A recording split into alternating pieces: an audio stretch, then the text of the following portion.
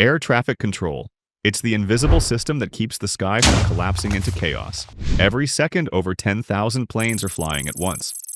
Each one relies on a voice hundreds of miles away.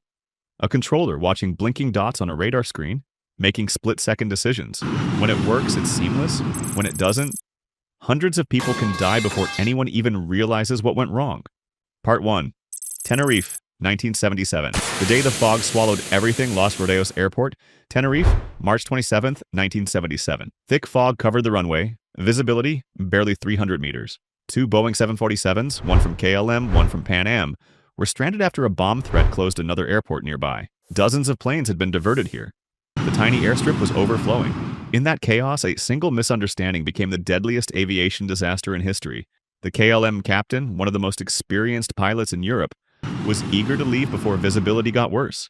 The controller, speaking from a cramped tower, struggled with radio interference and static. Pan Am was still taxiing on the runway.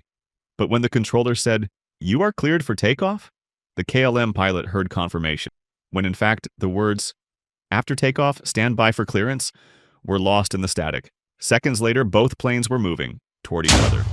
They saw each other only at the last moment. The impact was like a bomb, two giants colliding in fog. 583 people died. After Tenerife, aviation changed forever. Standardized phraseology, cross-checks, and cockpit teamwork, all born from that one fog-covered runway. Part 2, Überlingen, 2002. When technology failed the human. It was a calm summer night over southern Germany. Two aircraft, a DHL cargo plane and a Russian passenger jet, approached each other at 35,000 feet. Their onboard safety systems warned both crews. Traffic, traffic. DHL was told by the computer, descend. The Russian jet was told, climb. At the same moment, on the ground, a lone controller in Zurich saw the conflict. But he told the Russian jet to descend, contradicting the computer. The Russian pilots followed the human.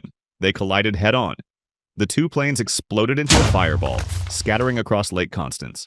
71 people died, 49 of them children. The controller, Peter Nielsen, had been working two sectors at once because his colleague was on a break. His radar alarm was turned off for maintenance. He realized the mistake only seconds before impact. A year later, Nielsen was stabbed to death by a grieving father who'd lost his entire family in the crash. A human tragedy multiplied by another. Überlingen became a symbol of what happens when automation and humans stop trusting each other. Since then, international law has made it clear, when machine and controller disagree, trust the machine. Part 3, Charkhi Dadri, 1996, The Invisible Collision. India, November 12, 1996. Two huge aircraft, a Saudi 747 and a Kazakhstan Airlines Ilyushin, approached New Delhi from opposite directions. Airspace was busy. Radio communication?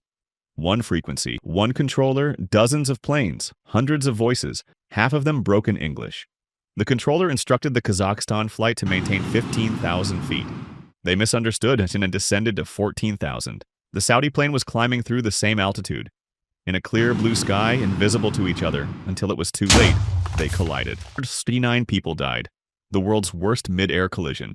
Investigators found that the controller had no radar capable of showing altitude changes in real time. He noticed the mistake only when the two radar blips became one.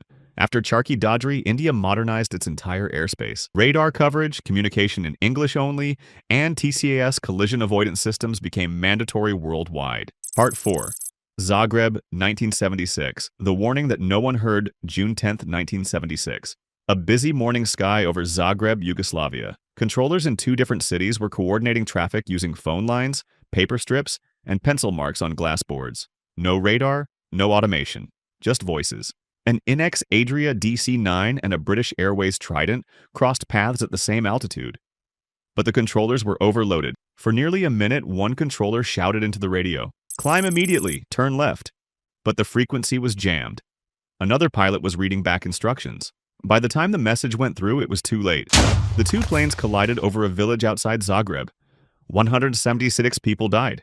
This was the first disaster in history to prove that air traffic control itself could be the cause of a crash. Not a pilot, not the weather, not the plane. It forced Europe to unify its fragmented skies.